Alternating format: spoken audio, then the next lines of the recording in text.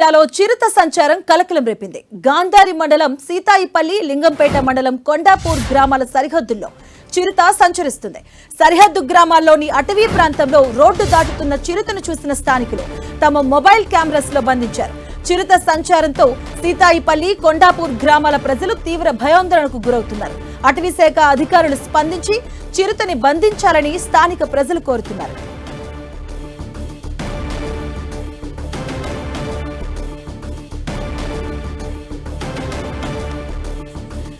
కామారెడ్డి జిల్లాలో చిరుత సంచారం కలకలం రేపుతుంది. మనం చూడొచ్చు, ఆ రోడ్డు మార్గంలో చిరుత సంచరిస్తూ ఉంది.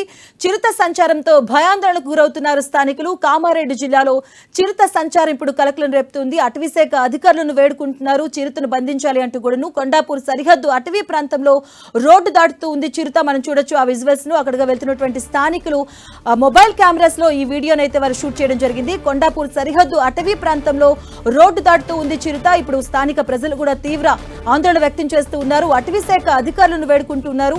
ఆ చిరుత దృశ్యాలను మొబైల్లో చిత్రీకరించారు స్థానికులు. చిరుత సంచారంతో భయాందోళన చెందుతున్నారు స్థానికులు.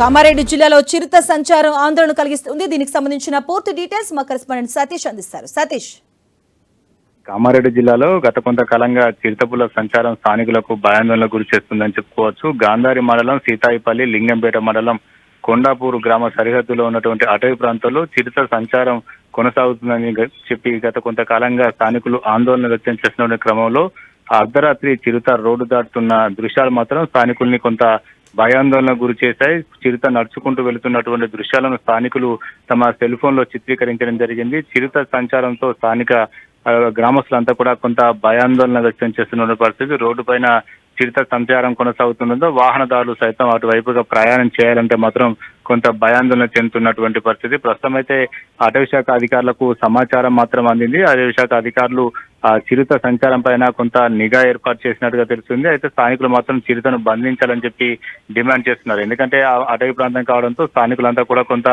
ఆ అడవుల్లో వైపు వెళ్లే అవకాశం ఉంటుంది. అక్కడ సరిహద్దులో ఉన్నటువంటి పొలాలను సాగు చేసే రైతులు కూడా అటువైపు వెళ్లేటువంటి అవకాశం ఉంటుంది. ఒకవేళ చిరుత దాడి చేస్తే వారు ప్రమాదాల బారిన పడే అవకాశం ఉంటుంది. కాబట్టి చిరుత సంచరిస్తున్న నేపథ్యంలో చిరుతను బంధించాలని చెప్పి స్థానికంగా ఉన్నటువంటి గ్రామస్తులు అయితే కోరుతున్నారు. మొత్తానికైతే చిరుత సంచారం మాత్రం ఇటు కామారెడ్డి జిల్లా వాసులను కొంత టెన్షన్ పెడుతుందని చెప్పుకోవచ్చు.